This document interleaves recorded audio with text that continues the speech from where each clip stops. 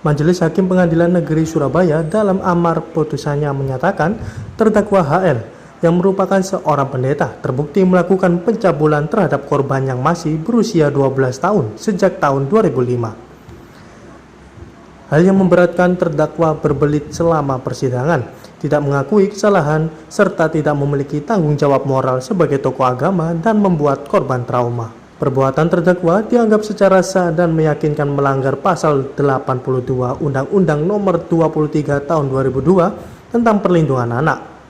Setelah mempertimbangkan, majelis hakim akhirnya menjatuhkan pidana 10 tahun penjara dan denda 100 juta rupiah subsidiar 6 bulan penjara kepada terdakwa. Menanggapi vonis hakim ini, penasehat hukum terdakwa langsung mengajukan banding. Pembelaan yang kami lakukan adalah tidak dipertimbangkan.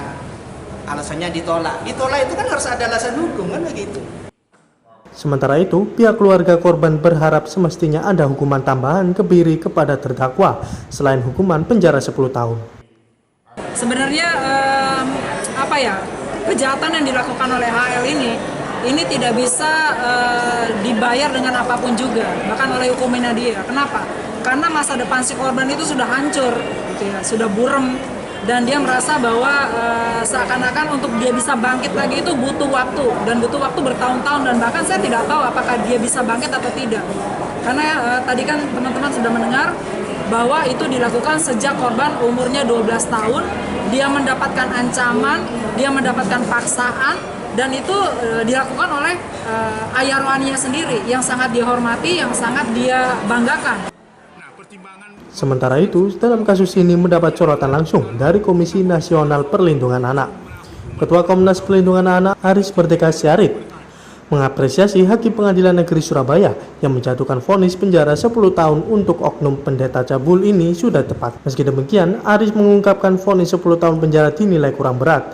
Sebab jika dilihat dari perbuatan yang dilakukan oleh pelaku dinilai masih tidak adil bagi korban.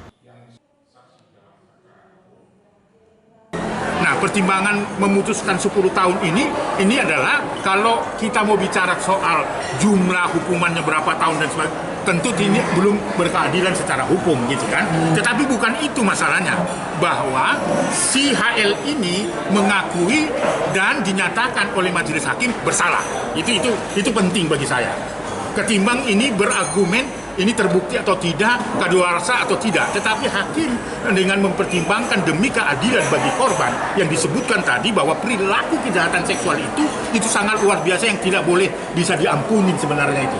Bayangkan ya, melakukan yang saya kira teman-teman tadi mendengarkan bagaimana hakim menjelaskan saksi korban itu mengalami trauma berat, kemudian mengalami kekerasan seksual yang ditandai dengan argumen si pelaku HL ini adalah suka sama suka. Hakim membantah itu, tidak ada suka sama suka dengan meminta penjelasan dari saksi ahli dan sebagainya. Putusan dari Ketua Majelis Hakim ini sama dengan tuntutan Jaksa Penuntut Umum dari Kejati Jatim yang menuntut 10 tahun penjara dalam persidangan sebelumnya. Sekitar diketahui kasus pencabulan yang dilakukan terdakwa HL ini terhadap korban terjadi sejak 2005 hingga 2011. Agung Dharma, Surabaya TV.